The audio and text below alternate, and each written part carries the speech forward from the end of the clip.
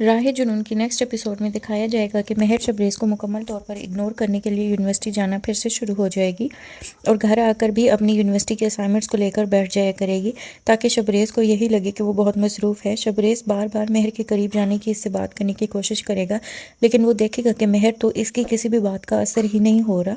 शबरेज़ को महर की इस सर्द महरी पर इस कदर गुस्सा आएगा कि वो उठकर उसकी असाइनमेंट फाड़ देगा और महर से कहेगा कि हो सकता है मेरी मोहब्बत करने का तरीका गलत हो, लेकिन मुझे इतना यकीन है कि मेरी मोहब्बत गलत नहीं है।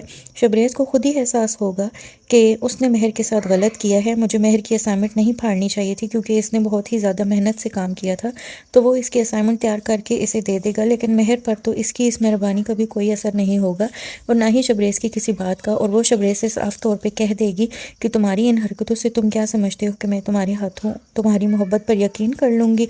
अब कुछ भी हो जाए ऐसा मुमकिन ही नहीं है क्योंकि तुम मेरी नज़रों से मुकम्मल तौर पर गिर चुके हो। और शबरेज़ की असाइनमेंट भी वहीं छोड़कर चली जाएगी। शबरेज़ को पता है कि आज असाइनमेंट जमा करवाने की लास्ट डेट है, इसलिए वो महर को यूनिवर्सिटी पहुंच जाएगा और इसे असाइनमेंट देने।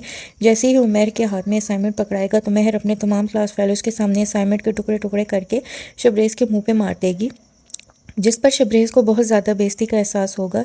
शबरेज़ को तो ये बात समझ ही नहीं आती कि वो महर को किस तरह से यकीन दिलाए कि फ़हद और उस्मान के अगवा में शबरेज़ का तो बिल्कुल भी अमल दखल नहीं, क्योंकि शबरेज़ के पास तो अपनी ही बेगुनाही साबित करने के लिए कोई सबूत भी मौजूद नहीं है। और फिर शबरेज़ महर से अच्छे तरीके से बात करने की जब कोशिश करता है तो महर तो यही समझती है कि शायद वो मेरे करीब आना चाहता है, इसलिए वो इसे साफ तौर पर चीख चीख के कह देगी कि अगर मैंने तुम्हें ज़ोर ज़बरदस्ती से हासिल करना होता तो मेरे लिए ये बात कोई मुश्किल नहीं थी। तो मेरे घर में ही रहती हो, लेकिन मैं तुम्हें तुम्हारी मर्ज़ी से, तुम्हारी ख्वाहिश से हासिल करना चाहता हूँ।